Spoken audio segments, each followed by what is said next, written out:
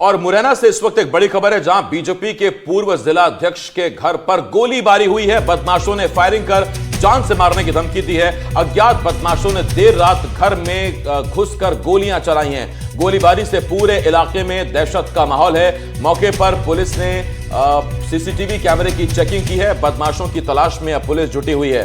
तो मुरैना में बीजेपी के पूर्व जिला अध्यक्ष नागेंद्र तिवारी के घर बदमाशों ने फायरिंग की। अज्ञात बदमाशों ने देर रात घर में घुसकर गोलीबारी की। इस दौरान नागेंद्र तिवारी और सहयोगियों की जान खतरे में पड़ गई। वहीं गोलियों की आवाज सुनकर आसपास के लोगों में भी दहशत का माहौल बन गया, जिसके बाद पुलिस मौके पर पहुंची और जांच में जुट गई। सीसीटीवी की तलाशी ली जा रही है। आए हुए थे बदमाश, उन्होंने आगे फायरिंग किया है और फायरिंग करके ना यहाँ से हम अंदर बैठे थे। 2 गेट लगे हुए हमारे मकान में, पहला गेट खुला रहता है, दूसरा गेट बंद था। हम उसके अंदर बैठे हुए थे तो एकदम आवाज आई गोली की। मैंने कहा गोली कौन चला दी है, तो मैंने कि आए तो देखे 2 चली है। तो एक और था कोई बगल में हमारे किराए से रहता है, वो भी संग में आया, बोले भाई साहब गोली चली है। मैंने कि नहीं पड़ा, नहीं गोली चली है, गोली चली है। तो ये तो इसलिए तो हमारी तो जान के लिए खतरा है, इस तरह के आएंगे। हम तो बाहर बैठते हैं, हमारे यहाँ तो लोग आते जाते रहते हैं। अब पता नहीं कैसे जो चला गया भाई।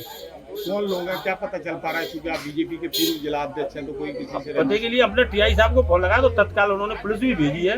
अब चेक कर रहे हैं, कैमरा वैमरा बगल अगल में लगे हुए हैं, उनको देख रहे हैं। इस तरीके से तो हमको हमारी जान का खतरा है। आज रात्रि में कोतवाली थाना क्षेत्र में सूचना प्राप्त हुई थी कि हमारे बीजेपी के जो पूर्व जिला अध्यक्ष हैं तिवारी जी, उनके घर के बाहर कुछ बदमाश हैं, अज्ञात जो बदमाश थे, फायरिंग करके चले गए हैं। चंबल कॉलोनी में बीटीआई रोड के पास उनका जो निवास है वहाँ जैसे ही सूचना मिली, पुलिस मौके पर तुरंत पहुँच गई थी। उसमें अपने सीसीटीवी फुटेज खंगाले हैं और अपनी टीम रवाना कर दी है। और उक्त केस में हमारे द्वारा प्रकरण पंजीबद्ध कर लिया गया है। शीघ्र ही आरोपियों की तस्दीक कर खुलासा किया जाएगा और आरोपियों को गिरफ्तार कर न्यायालय पेश किया जाएगा। अभी आरोपी अज्ञात हैं, क्योंकि घटना का स्पष्ट कारण समझ में नहीं आया है।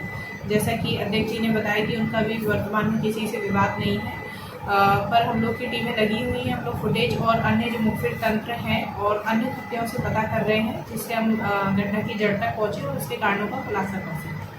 पूर्व जिलाध्यक्ष है नागेंद्र तिवारी जी, उनके यहाँ कुछ अज्ञात लोग फायर करके वो भाग गए हैं। निश्चित रूप से शहर में कानून व्यवस्था स्थिति बहुत खराब हो रही है और इस पर चिंता करनी चाहिए।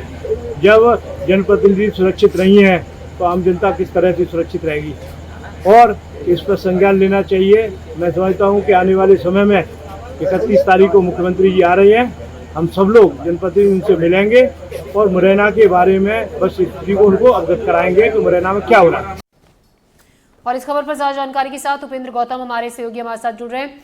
उपेंद्र, कुछ पता चल पाया है जिन बदमाशों ने फायरिंग की है, घर में घुसकर बताया जा रहा है फायरिंग की है, सीसीटीवी फुटेज जानने किसी तरीके की कोई जानकारी पुलिस के हाथ लगी हो?